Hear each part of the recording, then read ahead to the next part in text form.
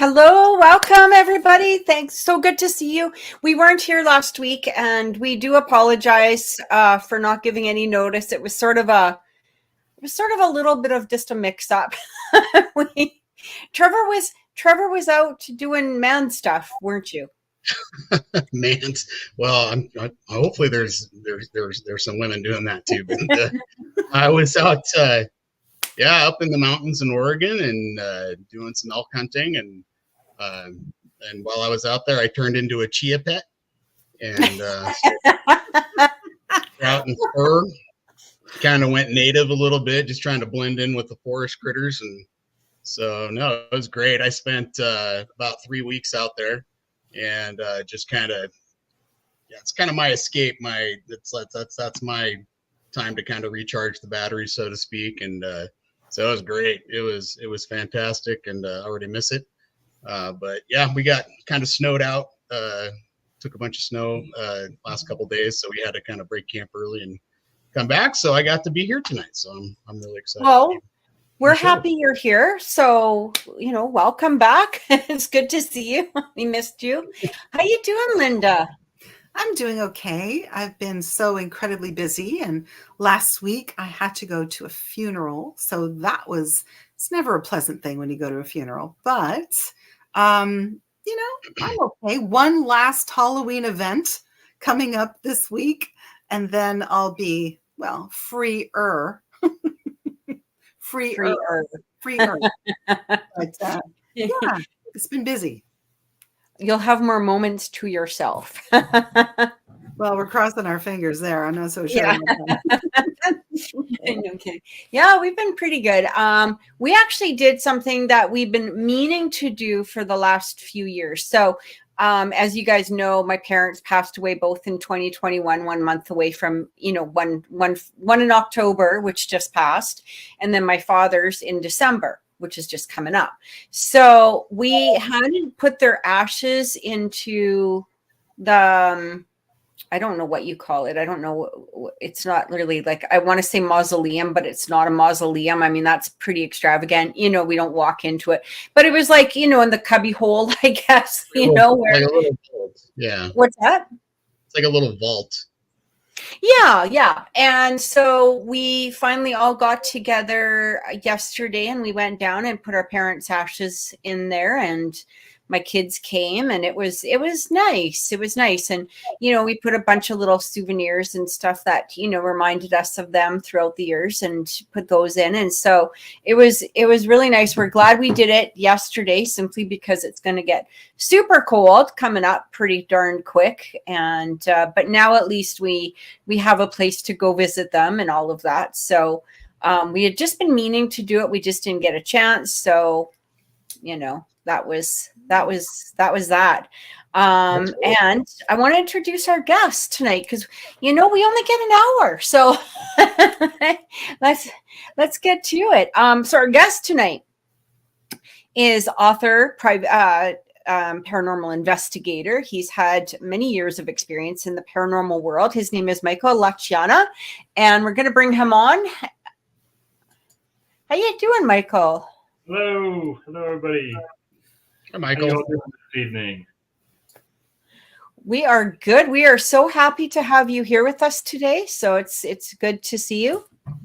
Thanks for having me back again. This is great. Yeah, we had the pleasure of having Michael on a few weeks back. So make sure that you definitely check out those episodes, because there were lots. He didn't learn his lesson the first time, huh? He came right back. Right. There are people that are just suckers for the punishment. I tell you. Fool me once. Fool me twice. He was talking really bad about you while you were both gone. It was horrible. I'm so sorry. Yes. No. You're gonna have to go and watch the episode, Trevor, just to discover. I was actually bringing it up. That was my confusion today. I asked you about the link tonight because when I was trying to Google our guest and learn a little bit about him, and that show popped up, and I'm like, oh, this was already done, so we must not be happy. Because nobody in their sane mind would come back, after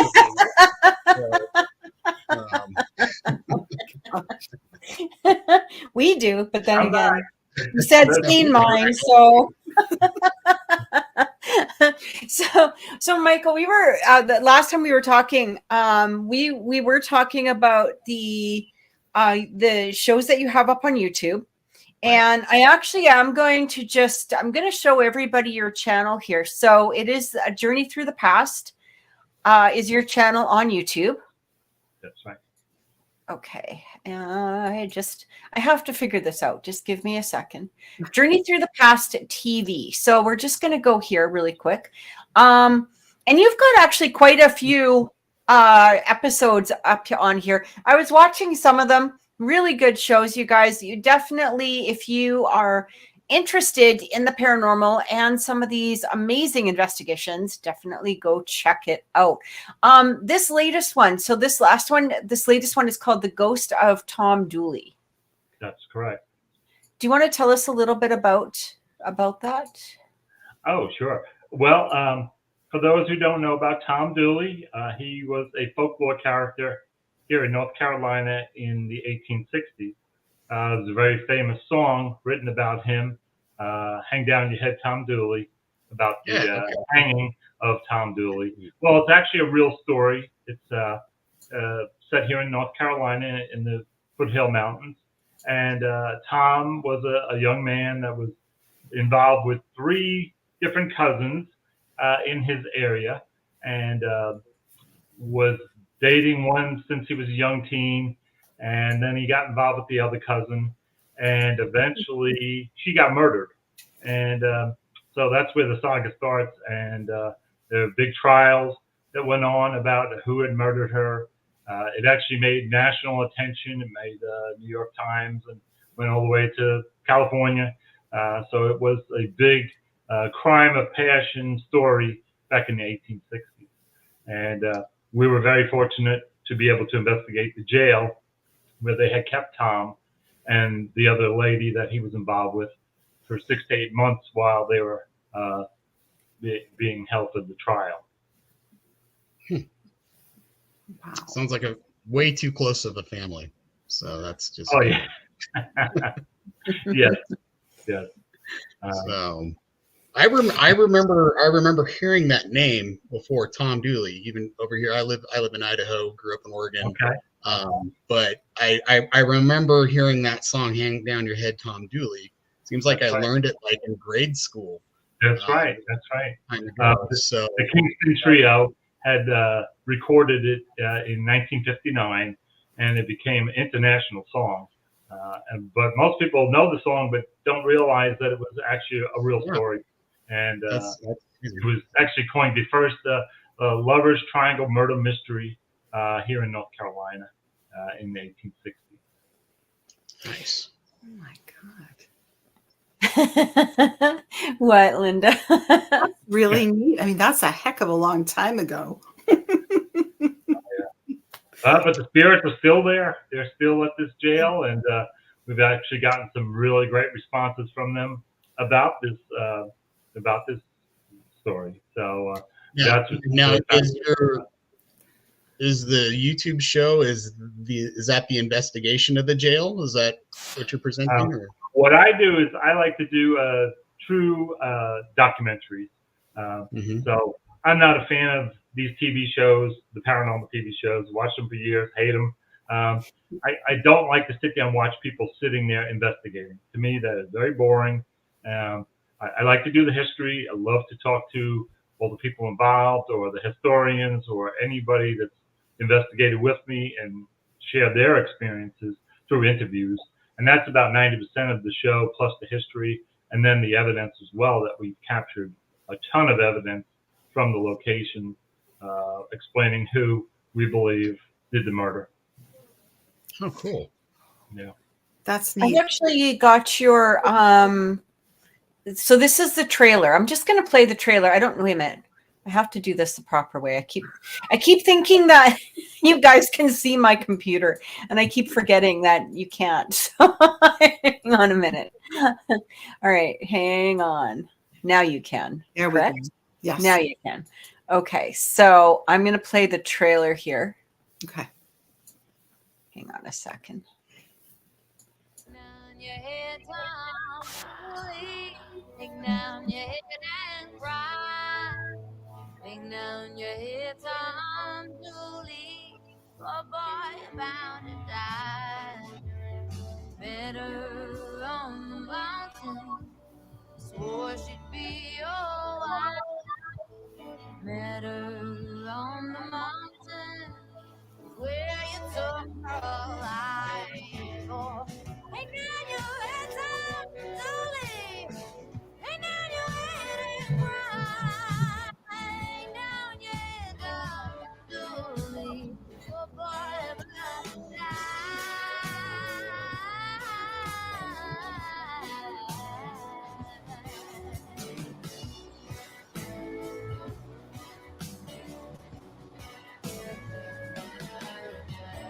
hang down your head. Hang down your head. Hang down. So I'm just I'm going to pretty sure- stop it just simply because we don't want to get copyright nonsense. You know what I mean? But can you tell us, like, so it looks like you have some investigators with you. Are they part of your team? Or are they? Yes. Well, I don't have an organized team anymore. I like to use core friends and core investigators from all over different states and people that I've known over the years. I used to have many organized groups and gotten involved with all the drama and all the BS that goes with that. Got tired of it after years. I was even training the public groups on how to investigate properly. And I got so burnt out that I just went back to my core love of creating these projects and bringing in really good investigators to these locations to work with me. And all the music that you hear was actually recorded for the show through Nice. good friends or international artists that actually donated their music to me for the show. That's fantastic. So it's all original music for. I was gonna say, I'm pretty sure that was the same version of "Hang Down, Tom Dooley" that I learned in 3rd grade. And it's not just like it, you know. It is, but that's a rock version by a girl named Laura Reed, and she's an international musician. And she covered that song. When I met her, it's funny, she didn't know what I did, and we got to talking, and I explained what I was doing, and she told me that she was just getting ready to record this favorite song of hers from when she was in school, Tom Dooley. And so I told her what I did and that I was actually working on a documentary. And she goes, "Would you like to use my song? I'll send you all the files and you can edit it and use it throughout the show." And I said, "Oh, absolutely." And that was about 3-4 years ago. I mean, my stuff takes a long time to do. I don't just go in and film and put it right out. All my cases are a few years old, and I spend a lot of time researching. So I just don't go in a place, put something together and throw it out on YouTube. I don't do that. So. That's good. I like the fact that you take time with it because honestly, it's so important, right? To get it right. And I like that. Mm-hmm. But I have a question for you. What was your best piece of evidence that you got from that investigation? We actually have a voice telling us who murdered the woman, the cousin. So that's pretty fascinating. Yeah. That's incredible. Yeah. We have, and all my shows, I will only put a show together if I have a lot of evidence from these locations, because I'm really making my series for investigators and people that really love real investigating and real evidence, not trying to be like these other shows where people run around in the dark and IR lights. I believe in using a lot of color and daytime filming and audio and music. I really try and make it more of a documentary type thing that's enjoyable for anybody. But really, my love is making it for other paranormal investigators. That's so cool. That's so cool. Because you know what? It's refreshing not to actually see, all of those, you're right, running around in the dark and screaming and doing crazy things. And yeah, that as an investigator, that can be so annoying. Nobody got possessed and there were no demons. No demons, no guys named Zach running around in the dark and cursing. What kind of I show hate art. is it? I hate our lights and stuff like that. I like real color, and I like I love photography. I love videography. So I like to make colors pop, and I make sure I do a lot of editing in that in my series. So when you watch the whole thing, you're gonna go, wow, this is just like a real documentary. It's not it's more like a movie than a TV show, like the Paranormal. And that's great. I think Paranormal and that's, Service. I really wish that's how the ghost hunting would, shows would have kind of done it. Yeah. I mean, there's so much history involved. There's so much more to just, I mean, we do our investigations, right? And Yeah. the way that they present them is so unrealistic and, just ridiculous. I mean, I tell my team all that, especially new members, if they come to my team, I say, if you ever act like any of those people on those shows, you'll be gone in a heartbeat. You're done. That's not how it is. This is not, Yeah. it's very been, The it's shows, mostly been, the shows have done a big disservice to the real field of study Mhm. and research and things like that. So, why not make it enjoyable and put good colors in it and good audio and really good evidence. That's the thing that gets me about most shows is they don't have 1% evidence. It's all about them, and it's not about us. We're just supposed to go there and do our jobs. That's what it is. We are not supposed to be these stars or whatever they want to call them, these fake celebs, whatever they are. To me, the only people that are stars are the ghosts. That's what I always say. The ghosts and the location. Yeah, the location for me is and the history. everything. Absolutely, and because my biggest, fear is losing those locations, to time and development and things like that. And so being able to get out and actually do a good documentary on those places and preserving that history for people down the road, I think that's fantastic. So I love that project. I love what you're doing. I can't wait to see some of those shows. Thank you. Yeah, I can't wait for you to watch it. The first episode, it was out in 2021, and that's called The Ghost of the Country Squire Inn. And that's a very famous winery, restaurant, inn here in North Carolina. And probably one of the most haunted places I've ever worked. And I've investigated it since 2010. So we did 11 investigations there before I ever put the show together. And so we've captured a lot of things over the years. But the number one thing on that show, and that was the first episode, is we have a thermal video of a woman floating in front of us for about 30 to 40 seconds, which is a long time in our field. And so we captured that on video, and that's in that show. So definitely get a chance to watch it. It's on my YouTube channel, so you can watch it now. That's incredible. So, okay, because I'm going to ask you a question here, and some of you know this. Do you, how long have you been doing this? I started in the early 90s, but my first experience ever was when I was 14, 1978. I captured my first EVP actually on a reel-to-reel deck that I had. And I didn't even use microphones. I actually plugged it straight in to a stereo receiver and put it on zero static and let it run for 2 hours and captured something in my home that blew me away. It was a man yelling and screaming at the top of his lungs for bloody murder. And so that at 14 started me on this path going, oh my God, this is real. This was before cell phones and all these type of things out there. So, and I wasn't using a microphone at the time either. So that's kind of how I got my start. And I read an article by Dr. Hans Holzer on how to record ghosts. And he's the one that basically told me the few steps on what to do. I just went ahead and did what he had put in his article, and bam, captured this amazing thing. So what possessed you to turn on a tape recorder and just let it run for 2 hours? What was going on? I started out as a musician in my young teens, and for some reason I thought that I needed to have a $700 reel-to-reel. I have no idea why. It took me a long time back then you could go to a stereo store and you could put down $10. And so I would ride my bike up there and I put 10 down. I put 20 down. Until I finally paid it off. And so I got this Pioneer 707 reel-to-reel, which is state of the art. I still have it to this day.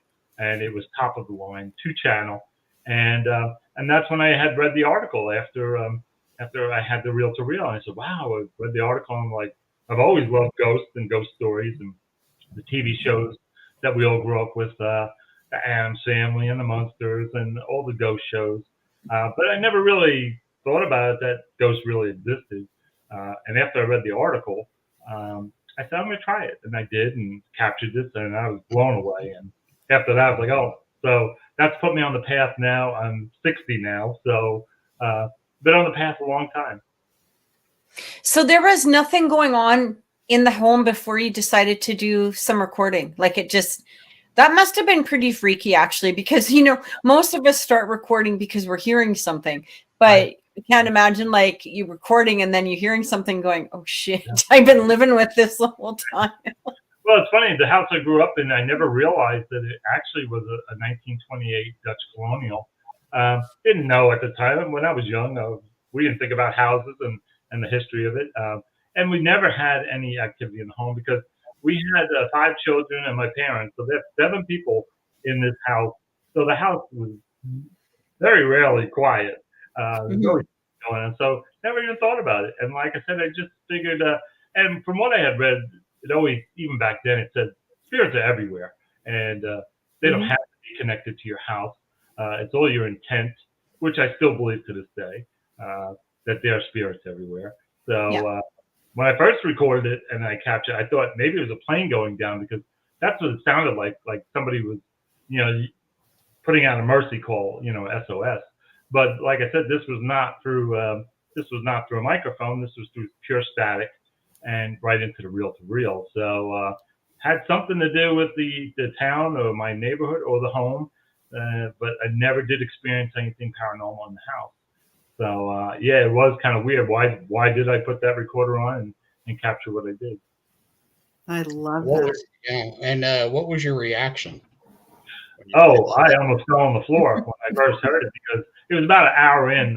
Reel-to-reel tapes for 2 hours, and just listened to this hissing for an hour, going, what the hell, And then all of a sudden, this man came over and was yelling and screaming at the top of his lungs for help and cursing. He was saying curse words I never even heard before. I was blown away. And so my best friend, I brought him over and he listened to it. He was blown away.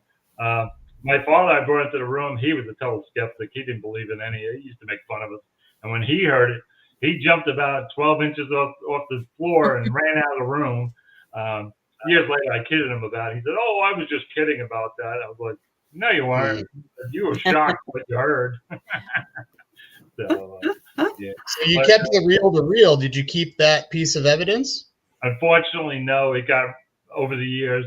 It got recorded over accidentally, but I still do have the reel-to-reel. It's right here in my office. Yeah, still works to this day. So I should bring it on some investigations and set it up. You should. I kind of wonder if some of the older stuff is actually better at capturing evidence. I mean, I know a lot of investigators that still use cassette recorders, little portable ones, and do that as well. So, you do. That's because Lynda doesn't know how to use the new stuff. So she's I love the digital recording. When digital came out, it really did change the game for a lot of people because it goes on your recorders totally different than audio tape. Audio tape is like your eardrum, so it has to kind of be heard in a way. 90% of the EVPs are going to be something that maybe you heard at the time it was recording, as where digital is more energy and so more electronic. So totally different, but I like both of them. I think, and I proved that it does work with the audio tape. I feel the same way about cameras. I feel the same way about pretty much everything that I feel like even the old Polaroids were classic. The 35 millimeter. We good friends of mine that are really great investigators. They were actually in my episodes as well. They were doing a location up in the area that just got destroyed by the Hurricane Helena in Blowing Rock, and and they were doing an old restaurant, and they brought a Polaroid with them, and it was very hard for them to buy that film, and it was very expensive because you can't buy it anymore. You have to order it through online. And they captured an amazing face at the bottom of these stairs. And what's wild is that nobody could tamper with it because it's all done internally in the film. So that was an amazing thing. And yeah, I do suggest that people try that sometimes. I'm a gear guy, but I have experimented with every kind of stupid toy that was out there. But I just love audio, video, photography, and personal experiences. That's all I use. Nothing beats the basics. Yeah, a K2 meter I love to use when I do a walkthrough. I check the electrical system. I'm a plumbing contractor by trade for 40 years, and I have electrical background. So I go in, I check everything, make sure the panels aren't bleeding or this is not bleeding, check the Wi-Fi, and then I basically put that K2 away. I'm not going to sit there. And I have done experiments with public teams over the years where we would sit around a table, ask questions all night, and all the K2s were lighting up. And I told everybody, I've been doing this for years. I said, all witnessed this K2s going off all night, and your recorders were sitting there. I said, I guarantee you, we will have no EVPs from this session. And they said, oh, you're crazy. What are you talking about? It was lighting up all night. They all reviewed. I reviewed, and we didn't get one EVP. And they said, why? I said, because the spirits were focusing on the meters, and what do they know about a recorder? I said, they just were focusing on lighting that thing up, and they were spending all their time and their energy lighting the meters up. And I said, so that's why we didn't get any recorders, EVPs. That's very cool. Well, I appreciate the fact that, you started much like I started, because I'm 61. So I've been doing this for like 43 years. And I appreciate that. And some of the stuff that we used to use way back when was very effective. And then now, of course, you've got all of the things with the bells and the whistles and the buzzers. So my question to you is, what is your most favorite piece of investigative equipment that is relatively new? My favorite is thermal video. And you don't have to go out and spend $10,000. When we all originally started, we know that these original thermal videos were $10,000 and up. And you can buy these small FLIRs. They go on your phone or they go on your tablet. And, for $200 or $300, they work just as good. And we captured, when you watch that first episode, you'll see that was captured with the thermal video. And that's my favorite because you cannot do any fake evidence on that. When we show up on it, we're orange, we're red. If there's somebody next to you that's blue, it's not somebody that's living. And so that's my favorite. And it takes a lot of work, and but if you can capture something with the thermal, to me, it's the best. Yeah. Because I have my camera static, where a regular camera and then a full spectrum camera was next to it, a regular camera, and then the thermal. And the thermal caught it, and the other two cameras didn't catch anything. So that proves that, to me, thermal video. And a lot of people use thermal photos, and to me, that's a waste, because how are you going to know when there's a spirit around you and when to click and when to take a picture? You're better off to run the video. I mean, if you get it, great, but I mean, it's no different than a regular camera, right? Where it's just that's the rarest type of evidence you're ever going to get, is the point and click. So I don't know that I'd want to spend the money on something like that, where you might get something. The thermal camera, the thermal, you can run video or you can run photos. So I only run it in video. It makes more sense. Yeah. So why waste your time unless you're visually seeing something? If you did see something first, how quickly are you going to be able to capture that? You can't. Mm-hmm. Spirits are there and gone. So yes, video. Well, the other thing I like about thermal is, and I don't have one of these for my camera, but my profession, I'm a firefighter, and we use thermal imaging all the time. Sure. Yeah. But the great thing about the thermal is you don't catch dust. You don't catch insects, so there's no So when You people know, are like, catching "Oh, glare there's from a light glare," bulb. like, yeah, there's not. There's really nothing there. Yeah. So, Oh, so you it's can't just borrow? You can't take it home and borrow it sometimes? You know, I've been trying to let me do that, but they're kind of sticklers because theirs are over $10,000, so they don't want to just let me go out and play with it at home, I guess. So No, for sure. Which episode was it that the thermal did show up on? Which one was that? Oh, I think he might be frozen. Yeah, I think he froze. so. Unfortunately, that's okay. He'll come back. He was just blown away that the fire department won't let me take toys home to play with. I am too. Personally, I really wish, I really think that because I drive the fire engine, I should be able to bring the fire engine home. It should be my commute rig. They can get another one for somebody else. Right. I agree with you. Thermal imagers, I think you should be able to take your kids to school in that, honestly. I do too. I should be able Lights to and run sirens a little bit. Just I should have been able to take it up to the mountains to go hunting. That can you? No. Yeah. Well, maybe not. big red fire engine. So. At least you wouldn't have to worry about not catching anything ever again, because you would scare everything Everything away. out of the woods. Right. Yeah. My goodness. Yeah. So, Yeah, well, hopefully he'll be back. Hopefully. Right. Yes. Yes. I was looking at my notes and I was reading Tom Dooley and I was like, oh, it's Michael, not Tom. Come back on. So, but yeah. So, anyway, so that's some pretty interesting stuff. The Tom Dooley story. It's so weird. You have folk songs, I'm assuming, up in Canada, right? We have what? Yeah. Folk songs, like songs like you'd learn as like a kid that most kids learn it. So kind of like this Tom Dooley song, right? Like I'm like, I didn't know that there was an actual story behind this, right? Right. And how many of those songs that we sing as kids, the one of the Ring Around a Rosie song, Right. but if you look into the history of it, it's dark. Oh, there's so much dark stuff in songs and in fairy tales. Fairy tales are ridiculous. Well, the Grimm fairy tales. I mean, look at that. That's just a horror house of fun and excitement right there. Right? But this is what we learn as kids, and then later on in life we're kind of like, ooh, yeah, that's pretty yeah. cool. Yeah. I mean, No, it's kind of like this. Yeah, it's the stuff that because kids you're pretty innocent. 99% of everything, we just take things at face value. We don't understand innuendo. We don't, or any of that stuff. And so I remember my mom used to make us watch a movie. Well, she didn't make us. We watched this movie as a family all the time, and it was called The Pirate Movie. It had nothing to do with ghosts.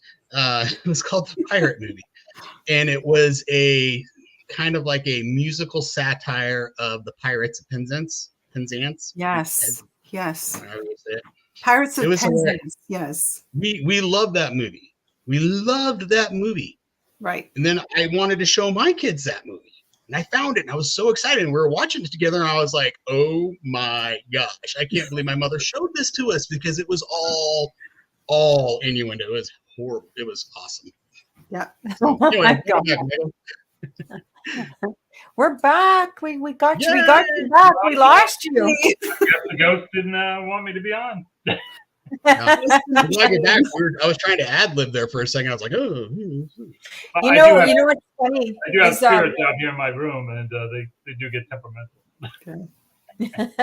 What back when we were doing investigation, or when my team was doing investigation and stuff, we used to have issues with our website, and it was really funny because some people would come and they would finally get a hold of us, or they would call or whatever, and they would say, well, we were trying to send you an email from your website, and for some reason it kept bouncing back, and we would get this like ever so often. It wasn't like with every case or anything like that, but it was funny because me being like a psychic medium, usually when people called, I could kind of tell right away, okay, this is something that we want to look into. This is something this is just the normal, not the paranormal, whatever it was. Like, we're not, but you kind of have a general idea. And it was funny because there was a lot of times that whatever it was would not allow people to contact us through our websites. Like it was almost like the electronics were keeping it away, or, they were blocking it through the electronics, I want to say. Even sometimes phone calls, we would get like the weirdest. I would pick up the phone and all I would hear was like, and it's coming from a normal number, but it was like, and I'd be like, what the hell? So, you would text them and say, try again, or how can I help you, or whatever, and they would say, yeah, I cannot call you. It was bizarre. That's the spirit for you, the energy. Yeah. That's true. That's true. Okay. I always thought that was the government, but it's not the government. No. Big brother. Big brother. Big brother's always watching, listening in. No. These days, we don't know. Who knows these days? I know. But I have a question, because you've done some incredible investigations, and by the way, I hit subscribe to your channel, so there you go. Now I have to watch them all. Every big yes. But I'm wondering, in all of these years that you've been doing investigations, was there ever anything that was truly frightening to you? There must be something wrong with me, because no. I love it. And when... Except now. No. Okay. At least it didn't disappear. So the spirits are answering for me. I've been around the world. I've been to the catacombs. I've been to Spain and France, different locations. Always loved it. Really never had anything scare me. I don't know. Maybe there's something wrong with me. Maybe I should be scared. But then again, I don't like having, being a psychic or sensitive and sensing things. I don't have that. So I'm really glad that I don't, because it makes me work that much harder with my equipment, with my audio. Anybody that works with me knows I'm a pit bull when it comes to investigating and being quiet and doing a lot of audio and just constantly working. If we're there 4 or 5 hours, we're going to work it hard, pack it up and go. So I really hadn't had anything other than a few scary things. The only thing that really bothers me the most in investigations, especially from the past, is doing family investigations where children were involved, and they would have claims of the children being hurt or this and that. And I would always go in very skeptical and just stay really very even keeled, just and do my thing and work the evidence. And when I would capture things that were maybe in the child's room that was really mean, that would upset me. That would scare me when I would find these things. We did one home. It's called the Pink Mansion. And a girl that was about 17 or so was saying that she was being strangled and held down on the bed at night. And their family had just gone through a big tragedy. Their father was a sheriff, and he died. And so they were under a lot of stress. So I just figured it maybe was that. And when I actually was reviewing from that room, I caught a really evil voice, and that scared the crap out of me. So yeah, that would have scared me, and that wasn't scared for me, but I was terrified that the actual girl really was experiencing that. And so I think anything with children is, and I have captured a lot of children voices as well. And many people that are into the demon thing always tell me, "Oh, Michael, that's not a child, that's a demon." I'm like, okay, whatever. Whatever. I said, it's a child to me until it's proven that it's a demon. And in all my years of doing this, I've never come across anything demonic. And being in the catacombs with 6 million body bones and things like that, you would think if there's something down there that's evil, it would have showed itself in some way. And it's very peaceful down there, which maybe I am warped because I'm down there with all those bodies and bones and skulls and peaceful as could be. So great, it's nice. It's like a vacation from everything else. I could agree with you all day, all night. Again, it's kind of going back to like the mainstream TV shows that make it like investigations are scary and it's terrifying, and it's like, oh, and I'm the same way. There's times where I've been, I would say, surprised, I guess, like, oh, that happened, that door just closed, holy cow, that's cool, do it again, I mean, but it's not, it's like I tell people all the time, I invite friends to come out, and we do public investigations out here in Idaho every once in a while, and say, hey, why don't you come do this?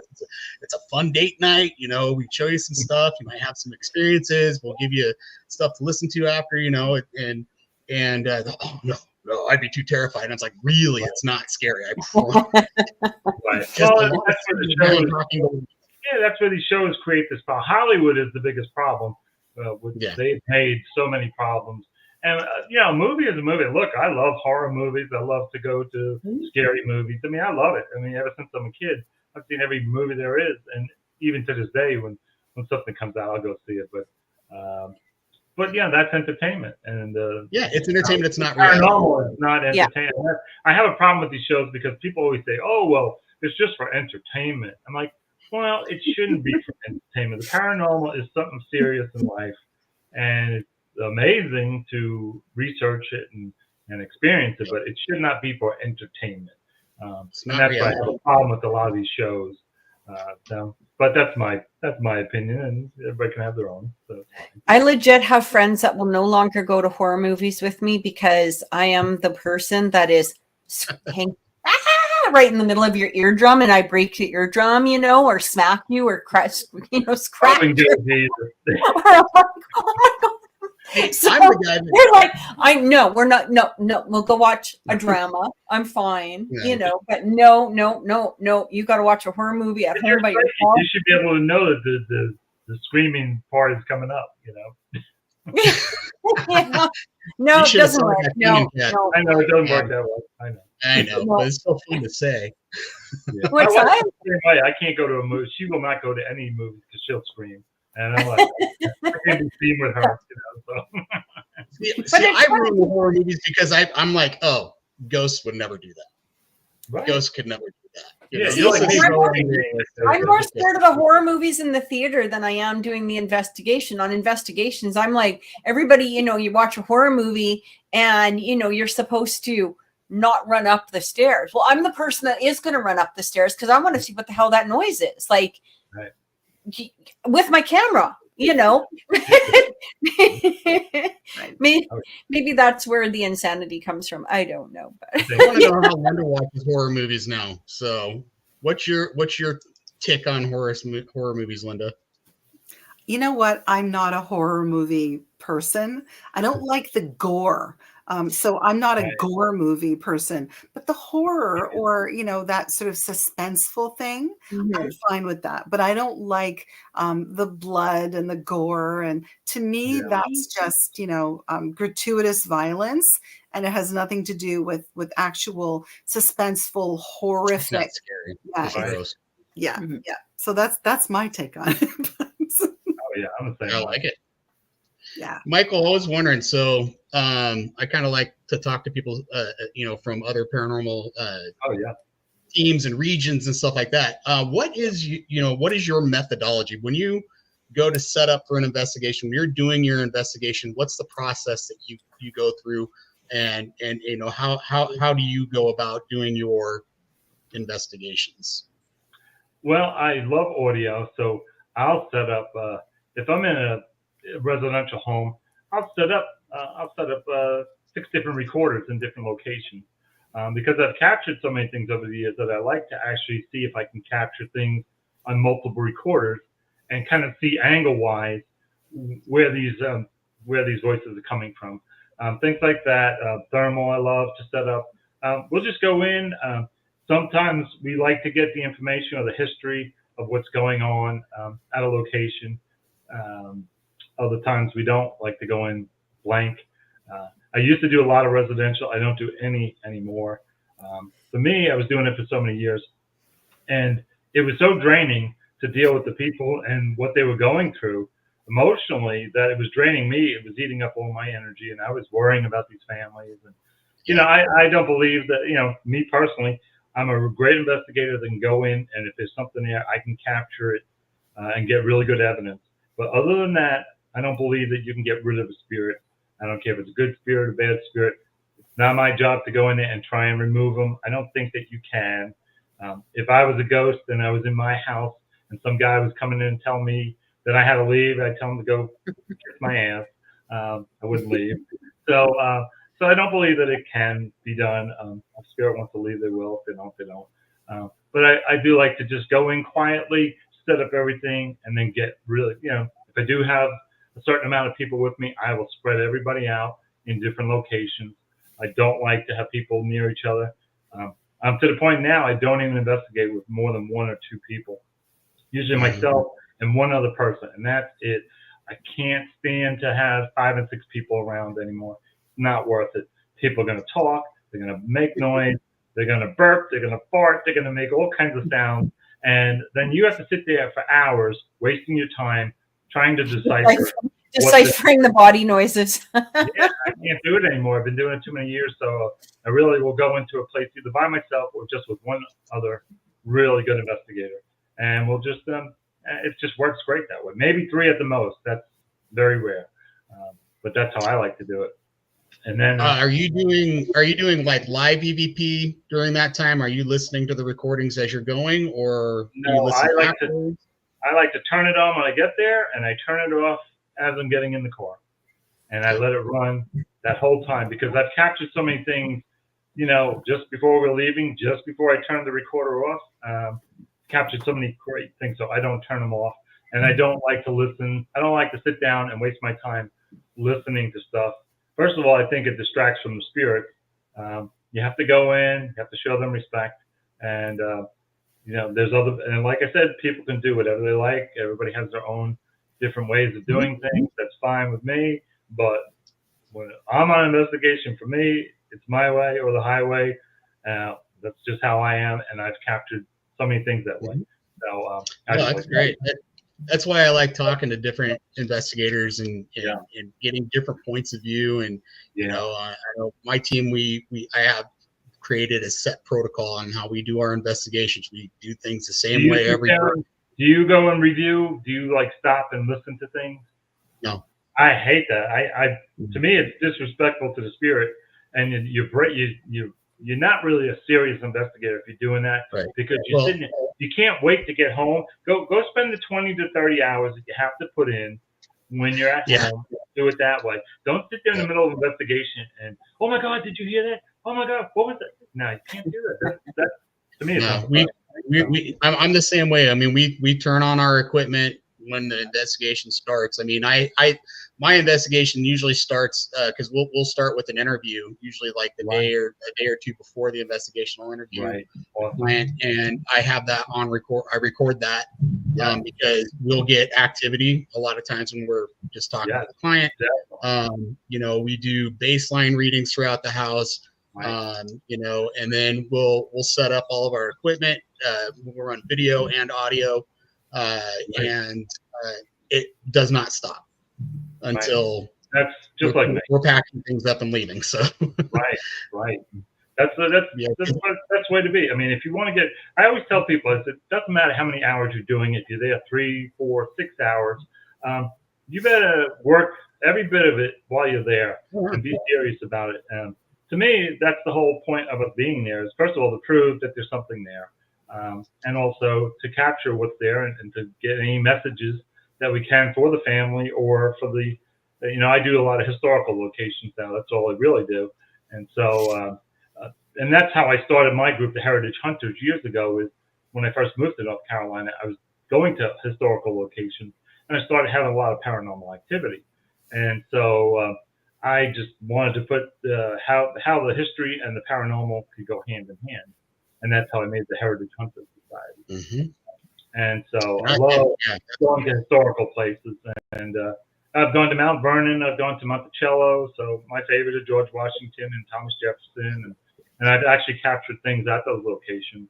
I just love to go to, and a lot of times I'll go to locations that have never been investigated. And that's my favorite, to get in with owners and to get in there and be the first one. And not that I'm trying to be the first one, but you really are seeing what's really there for the first time versus these, what I call the paranormal tourist spots, which I don't go to. I refuse to go to Waverly Hill and all these other places that group after group after group goes there weekend. I don't do that. It's not interesting for me. So I like to find places that have not been investigated. And they could be very famous places, but just have never been investigated. Mm-hmm. That's a great thing. I like that because you know what? There's so many stories out there that honestly people don't know about, and so many stories that need to be told. So I'm really impressed with what you're doing and how you're doing it, because you know that's a real historian's way of doing it. I think that's pretty incredible. I love history. It's the best. If it wasn't for the history end, it probably wouldn't be in the paranormal, because I grew up going to historical places and just always loved it. And so I love to see what's still possibly there and how I can connect to what's there. You know, to me, that's what keeps me going. You know, That's pretty cool. I like yeah, that. I share that philosophy as well. I mean, I try to do we try to do work closely with some of the local historical societies. sure. We do some fundraising, and Yeah, fundraising. you know, Excellent. just well, again, you know, you couldn't have put it better. I mean, the paranormal and history, they go hand in hand. That is history. You know, it could be recent history, but it could be ancient history. I mean, it is our history, and people don't realize that. And it surprises a lot of like weekend. I call them the weekend investigators, the ones that want to come out for a thrill and stuff. But like, no, you really need to do some research and understand. Like when you're going to a location, you want to get an experience. Understand what that location was, who was there, so you know what kind of questions to ask, and you know what, you know how to present yourself. And I mean, that's a good philosophy to go by. So. Oh yeah, and just keeps you going. It's fascinating. You know, I have done some really dark cases dealing with suicide, and 2 cases in the last 2 years. That one was a close friend that owned a really beautiful plantation, and her husband killed himself. And so I went there, and I actually recorded with them, with the family. We walked around and we asked questions, and he actually answered us. We got about 7 EVPs from him, which was so hard to do and heartbreaking. And so, but I did it for them because I was close with them. And then I did another one. I own a small farm up in the Tennessee mountains, and just through circumstances, I came across a girl that worked in town, and we got to talking, and she had mentioned that her husband had killed himself on Easter, and they had 2 young children. And I was like, wow. So I said, well, I felt so bad that I was like, well, let me see if I could go up where he did it and see if I can get a response and see why he did it, because we couldn't figure out why he did it. And I did go up there, and I actually did get him. You know, the number one thing I said was, what's your wife's name? And he said her name, and I recorded that. I was like, oh yeah, that's him. So, but we couldn't get a response why he did it. But he was under a lot of pressure. He had done a lot of bad things in this world. Was going to go to federal jail for a long time. He was a young guy and had done a lot of things with guns and money, counterfeit money and things like that. And so he was going away for a long time. So I think that was the stress of it too. Yeah, for sure. But still, to do that to his wife and to the kids on Easter, you know, crazy. Yeah, very dark cases and not something I like doing, but I was very good at what I do, so I was able to go in and get some answers. But still, those are probably some of the hardest ones I've done. Were the families able to hear the EVPs after? Or yeah. Did you, I did it for them, and I gave it to them. Mm-hmm. Sure. Oh yeah, on both cases, yeah. So with the one with the plantation, we said, you know, why did you do it? You know, financially, he had a lot of money. He was a finance guy, had a lot of money. They checked through all his records. They did every kind of forensics on all his computers. They couldn't find anything. But he did have long COVID, and he was fighting COVID. So we're thinking it had something to do with the long COVID. Don't really know. But when we asked him why he did it, he just said, I had to go. Just like that. I had to go. And his daughter was asking that, and the daughter was 15, and so it's just very sad, very sad. So Wow. yeah, If you can give people closure in any way, that's why I you did it. do. Yeah, I think it's good. I think it's Yeah. good. Yeah, it's a service that I do offer to people sometimes, but I have to kind of know them. Like I said, the one in the mountains that was up in my town there, that was just a fluke thing that, uh, and I wanted to help her because I felt so bad. Um, so we were able, and she did move on, and she got remarried. She had a little baby boy, and so she's doing great. So, but still, just so crazy that, you know, people at that young age, just can't find a way out. So I don't know. That's awful. Yeah, those ones, there's certain ones that tend to stick with you, and that's After you don't see on these TV shows, you don't see anything that's real, and that they're dealing with real subjects. Yeah. They're just. That's why I have no use for any of the shows. There's only one or two folks that I really do enjoy, and they are very good investigators. And I've worked with them in the past, like the Kling brothers from Ghost Labs. I've met them over the years, and I just like what they do, and they're very serious about investigating, and they do public things, and they raise money like you guys do. So I enjoy them, but there aren't too many. And I've worked with some of the TAPS people over the years at different events and met them and investigated with them, and they're all super nice people. So I don't begrudge any of them, and I hate to say it, but it's the production companies that ruin it and make them do whatever. They sign a contract and they're basically held to that contract. And if they don't, they'll be sued. So I will tell you, I have talked to the cast or some of the cast of a very famous. It used to be a very famous show, not so much. It hasn't been on the air for quite a few years, but basically, if you don't do what, or at least in this particular station, A&E, it was on A&E at the time. If you didn't do what they wanted you to do, there's two ways to get to, let's say, from New York to California.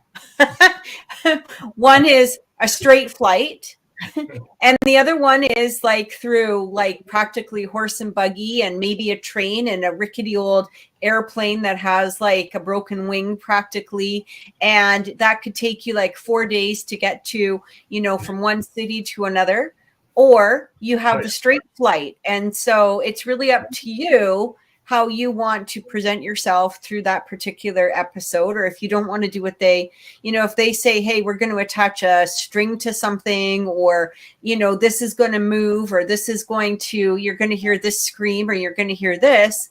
If you don't agree with that, you're going to have like you're going to be hitchhiking to the next episode pretty much. Like, it's going to, this is the problem with these production companies. Yeah. They don't care. And when at one time I was getting contacted by every production company here in the United States, the UK, well, everywhere was contacting me, and they would all bullshit me and say, "Oh yeah, we've seen your stuff, and we want to do a show about your group, the Heritage Hunters." And I was like, "Oh really?" And at first I was like playing along, and they said, "Oh, and by the way, can you give us your clients list and their phone number?" So no, I don't think so. Yeah, and all they cared about, these shows were all about demons, and they just they would even ask me, is there anything dark with these cases for those folks that we can call and talk to? I'm like, nope. And at first I was nice about it, and then after a while, after about 6 months of getting contacted all the time, I started getting nasty about it. I didn't care anymore. I said, and I would just call them out and say, your shows suck, and I said, you're all a bunch of, you're all just making money. If you sell this commission, you get this phone number, then you get a certain amount of money. And that's what it was. Yeah. They didn't care about the paranormal. That's what pushed me to create my own show and spend all these years and buying all the cameras myself and learning how to do everything myself. I'm a plumbing contractor by trade, and I knew nothing about filmmaking and things like that. Of course, in high school, I was in filmmaking and different classes like that, and always loved it. But it wasn't until I realized I wanted to put my own show together that I had to learn so much, and all about the computers and everything, and how to edit. And it's been 4 or 5 years now, and so I've gotten a lot of great compliments from investigators, people that are serious about this, that watch it and they say, this is not like other shows. I'm like, well, thank you. I said, that's what I'm trying to do. I'm trying to show real places, real stories, real interviews with staff and owners of places and their experiences. And then a lot of times when I interview them, they don't know the evidence I have, and their stories will coincide with my evidence. And so then when I put the show together, I'll do their interview, and then I show the evidence that they were describing that they had no idea that I had. So that's a great show to me. That's I have to as the viewer myself, you know.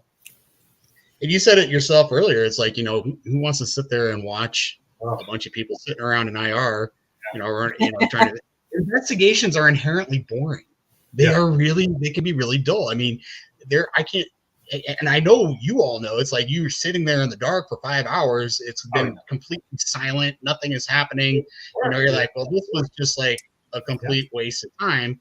But then you go through the evidence, and, you know, that's where it gets exciting, is that evidence. You know, as tedious as it is to sit down and listen to 60, 70 hours of. My first episode is about 52 minutes, and maybe there's 5 or 8 minutes of us actually sitting down investigating, and the rest is all the history, interviews, and evidence. And this one, I really don't show much of us investigating at all. It's all interviews with the historian and all the investigators that had experiences there, and then all the evidence. And I whittled that show down to 30 minutes, and that's where I'm going to keep all my episodes now. 30 minutes is perfect. You can get in the evidence, you can get the history in the beginning, you can get all the interviews and everything, and then the evidence towards the end. And I love it. 30 minutes is perfect span for the viewer. Yes. And on that note, I'm just going to remind people, your YouTube channel is Journey Through the Past TV. And I just want to thank you so much again, Michael, for being on the show. We truly enjoyed it. We love having you here. So we hope, despite what Trevor has to say, hopefully we can have you on again. I'll come back again. He wants to come back. I just don't know. You're a glutton for punishment. I love it. I love meeting and talking with other people like me that love what we do. And it's all about sharing. Everything in our field is sharing. Unfortunately, 90% of our field is not about sharing. They're all trying to make a buck. You know, we don't make money doing this. I don't make any money. I've spent thousands and thousands and thousands of dollars over the years traveling and hotels. So I don't get recouped for that, but I do it because I love it. And it's all about sharing. And I love to share with other people that realize what we're doing and what we're capturing. I'd love to see, Trevor, what you've captured over the years, and Kathy and Lynda, I'd love to see what you guys have. To me, it's just as exciting to see what other investigators have captured versus what I've captured as well. You know, so that's where it really lies. You know?